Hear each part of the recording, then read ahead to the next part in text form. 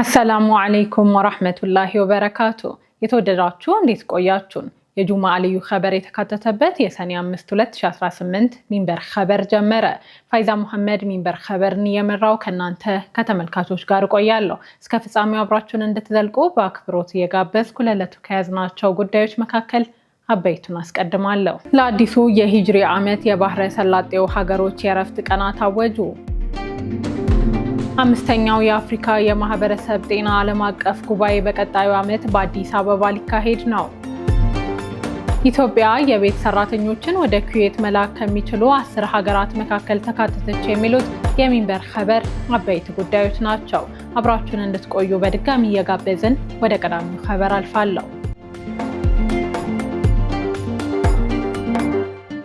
በቀጣይ ሳምንት ለሚጀምረው አዲሱ የሂጅሪ ዓመት የባህረ ሰላጤው ሀገሮች የእረፍት ቀናት አወጁ። አሚናት መሐመድ ያዘጋጀችውን ከድር ከማል ያቀርበዋል። በቀጣይ ሳምንት ለሚጀምረው አዲሱ የሂጅሪ ዓመት የባህረ ሰላጤው ሀገሮች የእረፍት ቀናት አወጁ። በሂጅሪ ቀመር አቆጣጠር በቀጣይ ሳምንት መጀመሪያ ለሚገባው አዲሱ ዓመት የባህረ ሰላጤው ሀገራት የእረፍት ቀናት በማወጅ ላይ ይገኛሉ። ከሀገሮቹ መካከል የባህሬን መንግስት ለ1448ኛው የዓመተ ሂጅራ በመጪው ሳምንት ማክሰኞ ሰኔ 9 ቀን የህዝብ በዓል እረፍት እንደሚሆን በይፋ አውጀዋል። የባህሬን አልጋወራሽና ጠቅላይ ሚኒስትር ልዑል ሰልማን ቢን ሐማድ አልኸሊፋ ባስተላለፉት ይፋዊ መመሪያ መሰረት በዕለቱ በመላው የሀገሪቱ መንግስታዊ መስሪያ ቤቶች፣ ሚኒስቴሮች እና የህዝብ ተቋማት ዝግ ሆነው እንደሚቆዩ አረጋግጠዋል። የኩዌት መንግስት የሚኒስትሮች ምክር ቤት የ1448ኛውን የዓመተ ሂጅራ አዲስ ዓመትን አስመልክቶ የሚሰጠውን ይፋዊ የህዝብ በዓል እረፍት መርሃ ግብር ማጽደቁን አስታውቀዋል።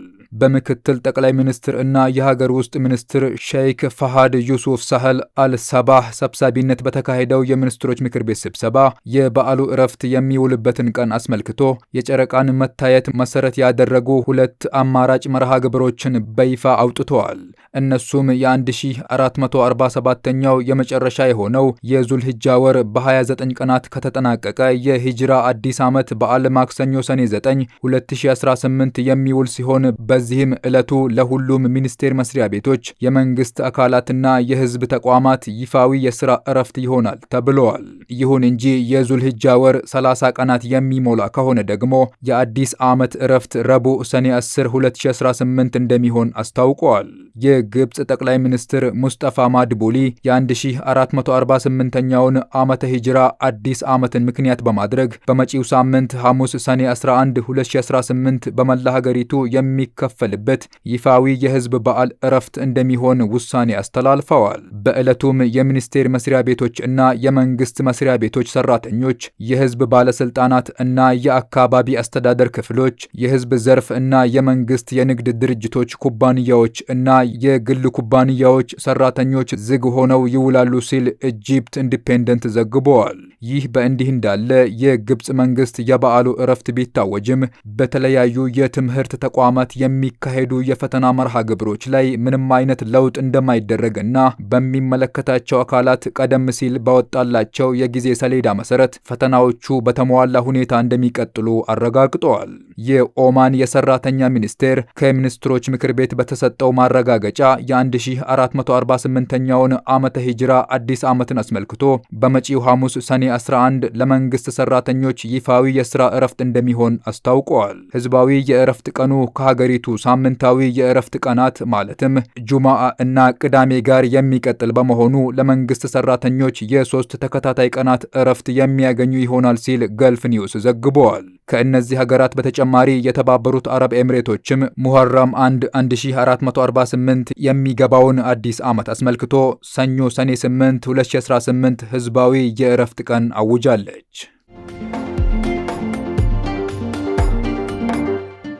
አምስተኛው የአፍሪካ የማህበረሰብ ጤና ዓለም አቀፍ ጉባኤ በቀጣዩ ዓመት በአዲስ አበባ ሊካሄድ ነው።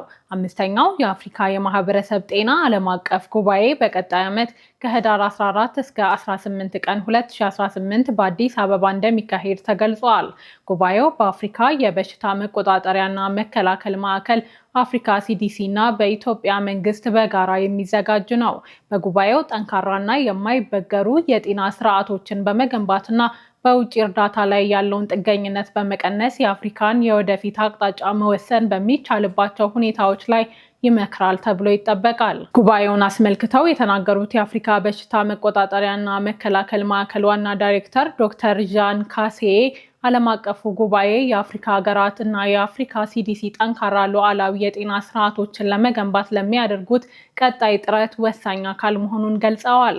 ጉባኤው በጤና ዘርፍ የፋይናንስ አቅርቦት ላይ አዲስ ምልከታ እንዲኖራቸውና ስርዓቱን እንዲያሻሽሉ ምቹ ሁኔታ እንደሚፈጥርም ዋና ዳይሬክተሩ አክለው ተናግረዋል። ይህም የአፍሪካ የጤና ደህንነት ስርዓት በአፍሪካውያን ባለቤትነት የፈጠራ አቅምና አጋርነት የመምራት ራዕይን እውን ለማድረግ እንደሚያስችልም አስረድተዋል። የማህበረሰብ ጤና ዓለም አቀፍ ጉባኤው አመራሮችን፣ የፖሊሲ አውጪዎችን፣ ተመራማሪዎችንና የፈጠራ ባለሙያዎችን እንደሚያገናኝ ተብራርቷል።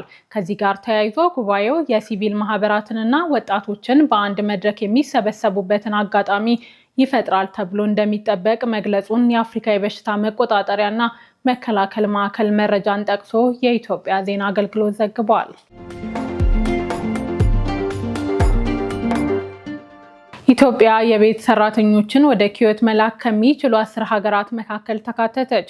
ኩዌት ዘርፉን ለመምራት ባሻሻለችው አዲስ መመሪያ መሰረት የቤት ሰራተኞችን በህጋዊ መንገድ መቅጠር ከሚቻልባቸው 10 የተመረጡ ሀገራት መካከል ኢትዮጵያን ማካተቷን ገልፍ ኒውስ የሀገሪቱን መገናኛ ብዙሃን ዋቢ በማድረግ ዘግቧል። እንደ ዘገባው ከሆነ የኩዌት የሀገር ውስጥ ጉዳይ ሚኒስቴር ባወጣው መመሪያ የቤት ሰራተኞች ቅጥርን በተመረጡ 10 ሀገራት ላይ ብቻ የገደበ ሲሆን፣ በሌላ በኩል የቤት ውስጥ የሰራተኛ ስምሪት ዘርፍ ላይ ያለውን ቁጥጥርና ህጋዊ አሰራር ለማጠናከር በሚደረገው ጥረት አካል 27 ሀገራትን ከቅጥር ዝርዝሩ ውጪ አድርጓል። በወጣው አዲስ መመሪያ የቤት ሰራተኞችን ከኢትዮጵያ፣ ከኤርትራ፣ ከደቡብ አፍሪካ፣ ከቤኒን፣ ከፊሊፒንስ፣ ከስሪላንካ፣ ከህንድ፣ ከቪየትናም እና ከኔፓል መቅጠር ይቻላል። ሴኔጋልም በዚህ ዝርዝር ውስጥ የተካተተች ቢሆንም የሚደረገው ቅጥር ግን በወንድ ሰራተኞች ላይ ብቻ እየተገደበ ማድረጉ ተገልጿል። እርምጃው የተወሰደው የኩዌት የውጭ ጉዳይ ሚኒስቴርን፣ የጤና ሚኒስቴርን እና የህዝብ የሰው ኃይል ባለስልጣንን ጨምሮ ከበርካታ የመንግስት ተቋማት የቀረቡ ምክረ ሀሳቦችንና ምልከታዎችን መሰረት በማድረግ ነው። መመሪያው በመላው ኩዌት ለሚገኙ የነዋሪነት ጉዳዮች መስሪያ ቤቶችና የአገልግሎት ማዕከላት የተሰራጨ ሲሆን በዚህ ሳምንት መጀመሪያ ላይ የወጣውን ማሻሻያ ተከትሎ ወዲያውኑ በስራ ላይ መዋሉ ተገልጿል። ኩዌት የቤት ሰራተኞችን ቅጥር ካገደችባቸው ሀገራት መካከል ኬንያ፣ ኡጋንዳ፣ ናይጄሪያ፣ ሩዋንዳ፣ ብሩንዲ፣ አንጎላ፣ ጅቡቲ፣ ዲሞክራቲክ ሪፐብሊክ ኮንጎ እና የኮንጎ ሪፐብሊክን ጨምሮ ከ27 ሀገራት ናቸው። ይህ በእንዲህ እንዳለ ከተወሰኑ ሀገራት ላይ የተጣለው እገዳ በሴት የቤት ሰራተኞች ላይ ብቻ የሚሰራ ሲሆን የወንድ ሰራተኞች ቅጥር ግን አሁንም የተፈቀደ ሆኖ ይቀጥላል ተብሏል። መመሪያው ኩዌት የቤት ሰራተኞችን ቅጥር ለመቆጣጠርና በዘርፉ ውስጥ ያለውን የአስተዳደር ቁጥጥርና የክትትል መዋቅር ለማጠናከር የምታደርገው ሰፊ ጥረት አካል መሆኑ ተገልጿል። በተያዘው ሰኔ ወር በጎ ፈቃደኝነትን ከህይወት ስጦታ ጋር የሚያስተሳስረው ዓለም አቀፉ የደም ልገሳ ቀን ይከበርበታል። የዘንድሮ ዓመት የፊታችን እሁድ ሰኔ 7 ይከበራል። በሚሊዮኖች የሚቆጠሩ ወገኖችን ከአደጋ ለመታደግ ያለምንም ክፍያ ደማቸውን የሚለግሱ የሰብአዊነት ተምሳሌቶችን የምንዳስስበትን የዜና ዝርዝር አሚናት መሐመድ እንደሚከተለው አሰናድተዋለች። የአላህ ሱብሓነ ወተዓላ ቃል የሆነው ቅዱስ ቁርአን በሱረቱ አልማኢዳ ምዕራፍ 5 አንቀጽ 32 ላይ በምድር ላይ ያለ ጥፋት ነፍስን የገደለ ሰው ሰዎችን ሁሉ እንደገደለ ነው፣ ህያው ያደረጋት ወይም ያዳናትም ሰው ሰዎችን ሁሉ ህያው እንዳደረገ ወይም እንዳዳነ ነው በሚል አስፍሯል። ክቡር የሆነውን የሰውን ልጅ ህይወት ለማዳን በመላው ዓለም በጎ ፈቃደኞች በየጊዜው ደም ይለግሳሉ። እነዚህን በጎ ፈቃደኞች ለማሰብ በየዓመቱ በዓለም አቀፍ ደረጃ የደም ለጋሾች ቀን ተብሎ ይከበራል። በዚህ ዓመትም የፊታችን እሁድ ሰኔ 7 2018 ይከበራል። የዓለም ጤና ድርጅት በዘንድሮ ዓመት ዕለቱ አንዲት ጠብታ ሰብአዊነት ደም ይለግሱ ህይወትን ይታደጉ በሚል መሪ ቃል እንደሚከበር አስታውቋል። ዕለቱ በፈቃደኝነትና ያለምንም ክፍያ ደም በመለገስ በየቀኑ በሚሊዮን የሚቆጠሩ ሰዎችን ህይወት ለሚታደጉ ለጋሾች ክብር የሚሰጥበት ነው። ድርጅቱ እንደሚገልጸው እነዚህ በጎ ፈቃደኛ ለጋሾች የሚያደርጉት አስተዋጽኦ ለጤና ስርዓቱ እጅግ አስፈላጊ ነው። በተለይም በድንገተኛ አደጋዎች፣ በወሊድ፣ በቀዶ ጥገና፣ በካንሰር ህክምና እንዲሁም እድሜ ልክ ክትትል ለሚያስፈልጋቸው ከባድ ህመሞች የደም አቅርቦት ወሳኝ ሚና እንዳለው አስታውቋል። የዘንድሮ መሪ ቃል እያንዳንዱ የደም ልገሳ ከሕክምና ተግባር ባለፈ ጥልቅ የሆነ የአብሮነት የርህራሄና የጋራ ኃላፊነት መገለጫ መሆኑን ያስገነዝባል። የዓለም የጤና ድርጅት በዓለም አቀፍ ደረጃ በደህንነቱ የተጠበቀ የደም አቅርቦትና ተደራሽነት ላይ ከፍተኛ የእኩልነት መጓደል መኖሩን ከአንድ ዓመት በፊት በድረገጹ ባወጣው ሪፖርት አስታውቋል። በመጋቢት ወር ባወጣው ሪፖርት በዓለም አቀፍ ደረጃ ከሚሰበሰቡት 118.5 ሚሊዮን የደም ልገሳዎች ውስጥ 40 በመቶ የሚሆነው የሚሰበሰበው 16 በመቶ የዓለም ሕዝብ መኖሪያ ከሆኑት ከፍተኛ ገቢ ባላቸው ሀገሮች ነው። ከየሀገራቱ የ1000 ሰው ናሙና ተወስዶ በተሰራ ጥናት መሰረት የደም ልገሳ መጠን ከፍተኛ ገቢ ባላቸው ሀገራት 31.5 ዩኒት፣ በከፍተኛ መካከለኛ ገቢ ካላቸው ሀገራት 16.4፣ በዝቅተኛ መካከለኛ ገቢ ሀገራት 6.6 ሲሆን በዝቅተኛ ገቢ ሀገራት የሚሰበሰበው 5 ዩኒት ብቻ እንደሆነ አሳይቷል። እንደ አውሮፓ አቆጣጠር ከ2008 እስከ 2018 ያለ ክፍያ በፈቃደኝነት ላይ የተመሰረቱ የደም ልገሳዎች 10.7 ሚሊዮን መጨመራቸውን አስታውቀዋል።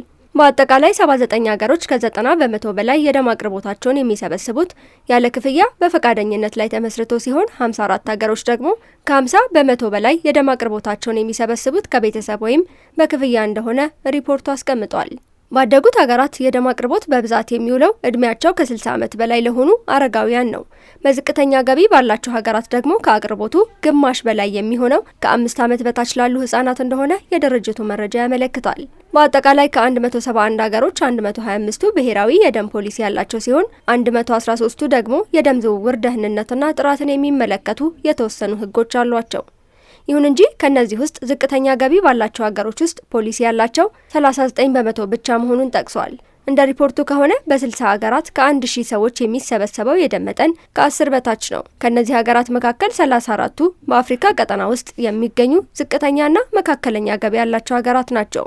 በኢትዮጵያም በየዓመቱ የደም ልገሳ የሚከናወን ቢሆንም አሁንም ድረስ የሚፈለገውን ያህል እንዳልሆነ በተደጋጋሚ ይነገራል። የኢትዮጵያ ደምና ህብረ ህዋስ ባንክ አገልግሎት በ2018 በጀት ዓመትም 550 ሺህ ዩኒት ደም ለመሰብሰብ አቅዶ እየሰራ እንደሚገኝ አስታውቋል። አገልግሎቱ ባለፉት 9 ወራት ከ372 ሺህ በላይ ዩኒት ደም መሰብሰቡን ገልጸዋል። በኢትዮጵያ የፊታችን እሁድ ዕለቱ የሚከበረው ሰብአዊ ተግባር ህይወት ይታደጋል፣ ብርሃን ይመልሳል በሚል መሪ ቃል እንደሆነ የአገልግሎቱ መረጃ ያመለክታል። ደም መለገስ ከጤና አንጻር ጥቅም እንዳለው ሲገለጽ ለአብነትም በሰውነት ውስጥ ያለን የብረት መጠን በማመጣጠን ለልብ ህመም ያለውን ተጋላጭነት እንዲቀንስ ብሎም ሰውነት በአጭር ጊዜ ውስጥ አዲስና ንቁ የደም ሴሎችን እንዲተካ እንደሚያነቃቃው የጤና ባለሙያዎች ይገልጻሉ። ካናዳ እድሜያቸው ከ16 ዓመት በታች ለሆኑ ታዳጊዎች ማህበራዊ ሚዲያን የሚከለክል የህግ ረቂቅ አቀረበች። መሐመድ ንጉስ አብዱ የተዘጋጀውን ዝርዝር ያቀርበዋል። ካናዳ እድሜያቸው ከ16 ዓመት በታች ለሆኑ ታዳጊዎች ማህበራዊ ሚዲያን የሚከለክል የህግ ረቂቅ አቀረበች። ካናዳ ባለፈው ዓመት መገባደጃ ላይ በአውስትራሊያ ከጸደቀው ተመሳሳይ ህግ ጋር የሚመሳሰል እድሜያቸው ከ16 ዓመት በታች ለሆኑ ህጻናትና ታዳጊዎች ማህበራዊ ሚዲያን የሚከለክል የህግ ረቂቅ አቅርባለች። ህጉ የሰው ሰራሽ ቻትቦቶችን ለመቆጣጠርና በበይነ መረብ ላይ ጎጂ ይዘቶችን ለመቀነስ የሚያስችሉ ሰፋፊ እርምጃዎችን አካቷል። የቴክኖሎጂ ኩባንያዎች ህጉን ማክበራቸውን የሚያረጋግጥ ተቆጣጣሪ አካልም ያቋቁማል። አንዳንድ የነጻነት መብት ተሟጋች ቡድኖች ግን ይህ እርምጃ ሳንሱሩን ሊያሰፋ እንደሚችል አስጠንቅቀዋል። ይህ የሆነው ወላጆችና ተሟጋቾች የልጆችን የኦንላይን ደህንነት እንዲጠናከር ጥሪ ያቀረቡ ባሉበትና እንግሊዝን ጨምሮ ሌሎች ሀገራት ተመሳሳይ ገዳዎችን ለመጣል እያሰቡ ባሉበት ወቅት ነው። ህጉ የቀረበው በሚቀጥለው ሳምንት በፈረንሳይ ከሚካሄደው የጂ7 ጉባኤ ቀደም ብሎ ሲሆን በጉባኤው ላይ የዓለም መሪዎች ስለ ኤአይ እና ልጆችን ከኦንላይን ጉዳት ስለመጠበቅ ተወያይተው መግለጫዎችን ያወጣሉ ተብሎ ይጠበቃል። ሴፍ ሶሻል ሚዲያ አክት የተባለው የካናዳው የህግ ረቂቅ ረቡዕ ዕለት በባህል ሚኒስትሩ ማርክ ሚለር አማካኝነት ለህዝብ ተወካዮች ምክር ቤት ቀርቧል። የቀድሞ የሊበራል መንግስት የኦንላይን ደህንነት ህግን ተግባራዊን ለማድረግ 2 ጊዜ ሳይሳካለት ከቀረ በኋላ ካናዳ ህጉን እንድታጸድቅ የሚደረገው ግፊት እየበረታ መጥቷል። ሌሎች ሀገራትም ቀደም ሲል ተመሳሳይ ህጎችን አውጥተዋል። ከነዚህም መካከል እንግሊዝ የኦንላይን ደህንነት አዋጅ እንዲሁም ፈረንሳይና ኒውዚላንድ ይገኙበታል። ቢቢሲ እንደዘገበው በየካቲት ወር በብሪቲሽ ኮሎምቢያ ከተከሰተው አሰቃቂ የትምህርት ቤት የጅምላ ተኩስ በኋላ በካናዳ የኤአይ ደህንነት ጉዳይ ትኩረት አግኝቷል። ጥቃቱን የፈጸመው የ18 ዓመት ተጠርጣሪ ጥቃቱ ከመፈጸሙ ወራት በፊት ስለ ጠበንጃ ጥቃት ለመወያየት ቻት ጂቲፒን ሲጠቀም እንደነበር እንደነበር ተገልጿል። በጥቃቱ 6 ትናንሽ ህጻናትን ጨምሮ 8 ሰዎች ተገድለዋል። ኦፕን ኤአይ የተጠርጣሪው አካውንት ለፖሊስ ባለማሳወቁ ከፍተኛ ትችት የደረሰበት ሲሆን ይህም ዋና ስራ አስፈጻሚው ሳም አልትማን ለተጎጂ ቤተሰቦች የጽሑፍ ይቅርታ እንዲጠይቁ አስገድዷቸዋል። ሆኖም ካናዳ በኦንላይን ጉዳቶች ላይ ህግ ማውጣት አለባት ወይስ የለባትም በሚለው ላይ ሰፊ ስምምነት የለም። አንዳንድ የነጻነት መብት ተሟጋቾች ጉዳዩ በካናዳ የወንጀለኛ መቅጫ ህግ ስር ባሉ ነባር ህጎች መፈታት አለበት ብለው ይከራከራሉ። እድሜያቸው ከ16 ዓመት በታች በሆኑ ታዳጊዎች ላይ የሚጣል እገዳን በተመለከተ በሚቀጥለው ሳምንት ማስታወቂያ ይወጣል ተብሎ በሚጠበቅባት እንግሊዝን ጨምሮ በሌሎች ሀገራትም የታዳጊዎች ማህበራዊ ሚዲያ እገዳ እየታሰበበት እንደሚገኝ በዘገባው ተጠቅሷል። በግሪክ እድሜያቸው ከ15 ዓመት በታች ለሆኑ ህጻናት የሚጣል እገዳ በጥር ወር ይጀመራል ተብሎ ይጠበቃል።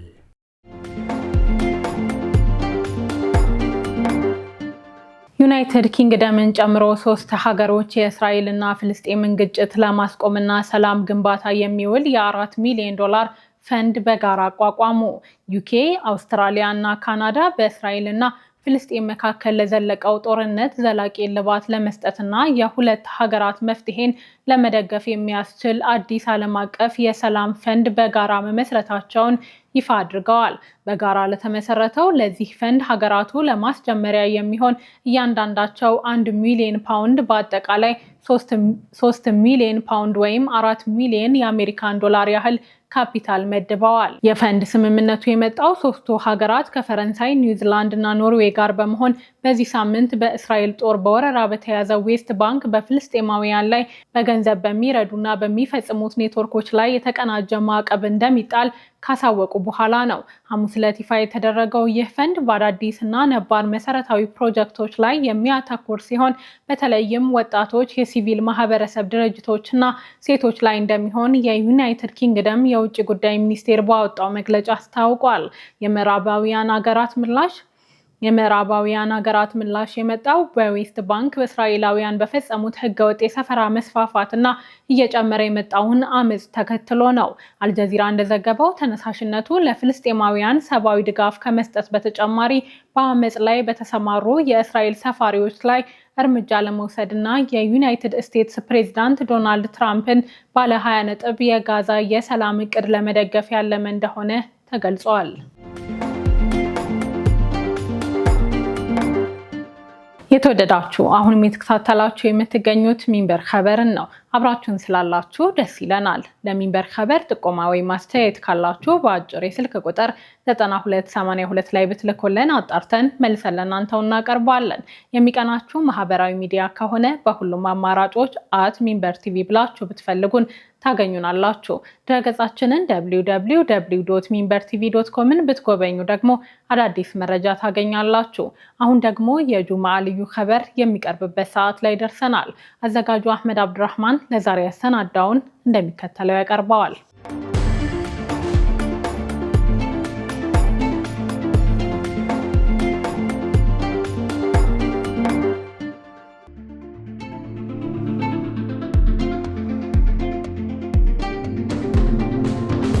ሰመር ሐማድ ለአዲሷ ሴት ልጇ ብርሃን የሚል ትርጉም ያለውን ኑር የሚለውን ስም ስትመርጥ ጨቅላ ልጇ ወዲያውኑ በሆስፒታል ማቀፊያ ውስጥ ለሕይወቷ እንደምትታገል፣ የእስራኤል ጦር ደግሞ ወደ ሕክምና ተቋሙ እየገሰገሰ የኤሌክትሪክና የኦክሲጅን አቅርቦትን አቋርጦ በርካታ አዲስ የተወለዱ ሕፃናትን ለሞት እንደሚዳርግ ፈጽሞ ልትገምት አትችልም።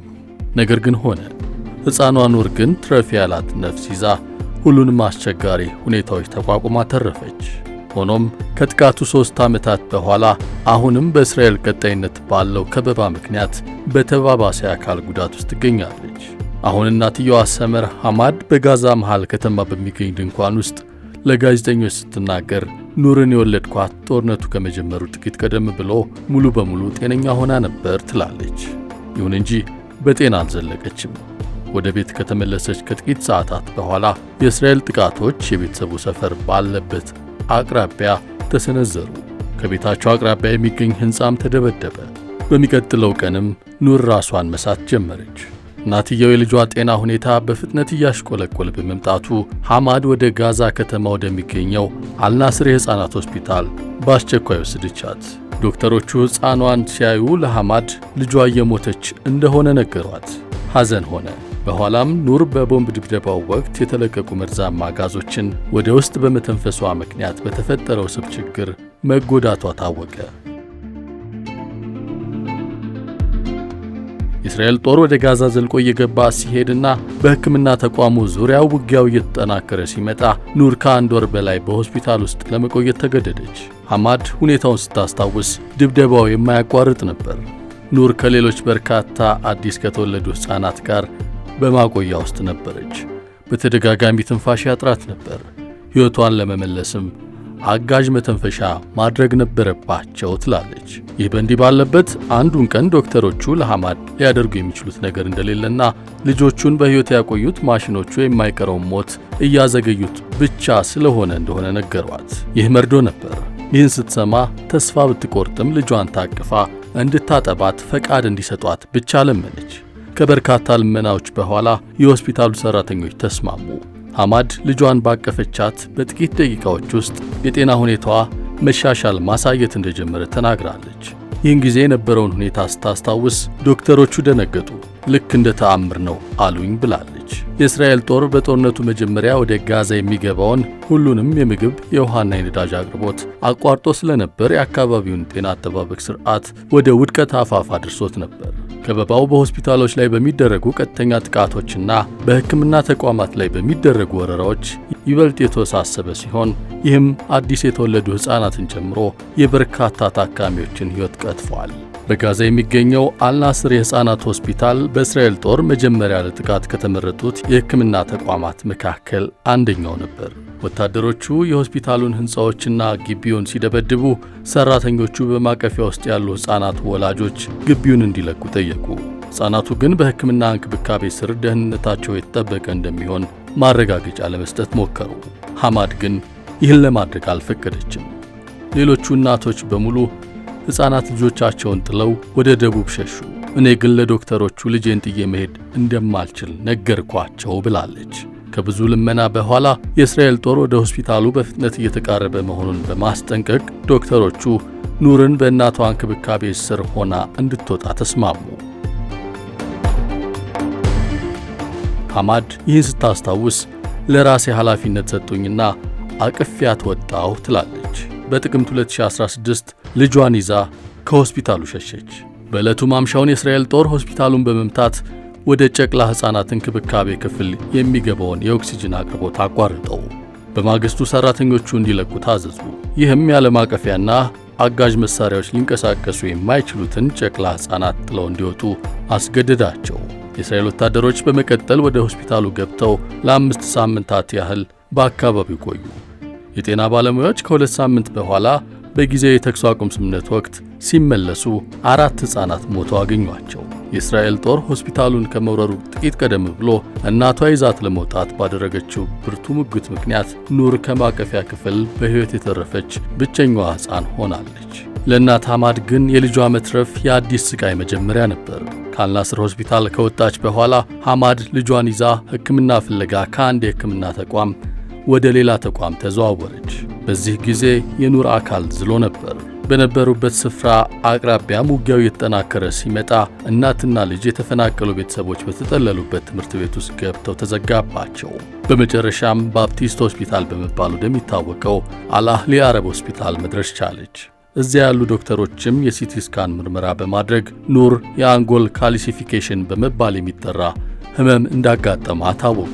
እናትም ለሚቀጥሉት 6 ወራት ኑርን በጋዛ ከተማ ወደሚገኘው አልዋፋ ሆስፒታል ለዕለታዊ ሕክምና እየወሰደች ሕክምናው ሁኔታዋን እንደሚያሻሽለው ተስፋ አድርጋ ነበር። ነገር ግን ልጇን ከቦምብ መከላከልና የሕክምና አገልግሎት ማግኘት የችግሩ አንደኛው አካል ብቻ ነበር። በጋዛ ውስጥ እንዳሉ ስፍር ቁጥር የሌላቸው ቤተሰቦች ሐማድ ልጇን በሕይወት ለማቆየት በቂ ምግብና ውሃ ማግኘት የዕለት ተዕለት ፈተና ውስጥ ወደቀች። ውሃ ፍለጋ በቀን እስከ 3 ሰዓት ድረስ ለረጅም ሰዓት እጓዝ ነበር ስትል አስታውሳለች። አንዱን ቀን ባዶ ጠርሙስ ይዛ ለ3 ሰዓታት በጎዳናዎች ውሃ ፍለጋ ስትንከራተት ያስተዋሉ አንድ አረጋዊ ሌላ ተፈናቃይ የእሷን ተስፋ መቁረጥ በማየት አስቁመዋት ከቤተሰባቸው ውስን ውሃ በማምጣት ጠርሙሷን በሚስጥር ሞሉት። በዚህን ጊዜ የነበረውን ስታስታውስ ውሃ እጅግ በጣም ጣፋጭና የማይገኝ ነበር። ሰውየው የውሃውን ጠርሙስ በልብሳቸው ውስጥ ደብቀው ነበር በሚስጥር የሞሉልኝ ስትል ተናግራለች። እናት ውሃውን ስታገኝም በሐሳቧ የምትመጣው ልጇ ነች።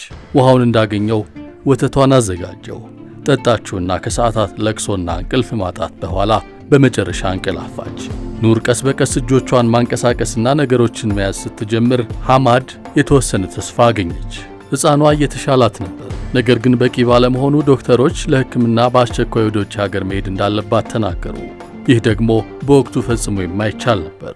ከአንድ ዓመት ቆይታ በኋላ በታህሳስ ሐማድ ልጇን ሊረዳ የሚችል ታዋቂ የሕፃናት ሐኪም መኖሩን ሰምታ በሰሜን ጋዛ ወደሚገኘው ከማል አድዋን ሆስፒታል ተጓዘች። ልጄን ሊረዳ የሚችል የተካነና ሩህሩህ የሕፃናት ሐኪም እንዳለ ሰምቼ ሕይወቴን አደጋ ላይ ጥዬ ሄድኩ። ወደ ሆስፒታሉ ስገባ ግን እሱ በበርካታ የቆሰሉ ታማሚዎች ተጠምዶ ነበር ስትል ተናግራለች። አሁንም ሁኔታዎች ይህን መሳይ ቢሆኑም ሐማድ ጥብቅ የእስራኤል ከበባ ሰዎችን ከጋዛ እንዳይወጡ እንደከለከሉ ብታውቅም ለልጇ የውጭ ሀገር ሕክምና ለማግኘት ሙከራ ማድረጓን ቀጥላለች። ዛሬም ተስፋ ማድረግ አታቁም። ነገር ግን ከፊቷ ጋሬጣ ቆሟል። በመጨረሻ ለጋዜጠኞቹ ስለ ሁኔታው ስታስረዳ ይህን አለች። ኑርን በማቀፊያ ውስጥ ከነበረው አስከፊ ሞት ማዳን ችያለሁ። በከፋ ጊዜ ውስጥ ውሃና ወተት አግኝቼላታለሁ። እናም በ2 ዓመት የዘር ማጥፋት ጦርነት ውስጥ ለፊዚዮቴራፒ ወደ ሆስፒታሎች ወስጃታለሁ። አሁን ግን ጤንነቷ በእስራኤል ፈቃድ ላይ የተንጠለጠለ ነው። ይህም እንድትሻሻል ወይም ለቀሪው ህይወቷ አካል ጉዳተኛ ሆና እንድትቀጥል ይወስናል።